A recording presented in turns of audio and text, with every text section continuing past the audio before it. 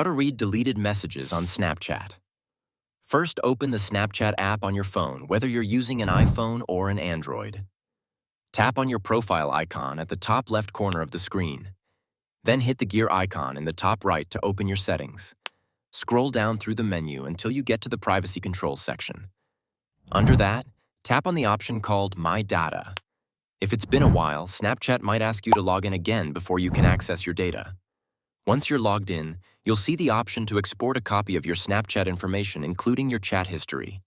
Make sure chat history is checked, and you can also choose things like Snap History, Memories, or even location data if you want. After picking what you want, tap Next.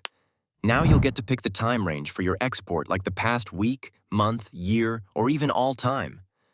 Once you've set that, tap the Submit button. Snapchat will now start creating your data export and send it to your email. Now go back into Snapchat and tap on My Data again. This time, click on See Exports and then tap on Download. Head over to your Files app and look for the downloaded zip file. Then tap on it to extract. Open the extracted folder and click on Chat History. Now you'll be able to view all your messages, even the ones that were deleted.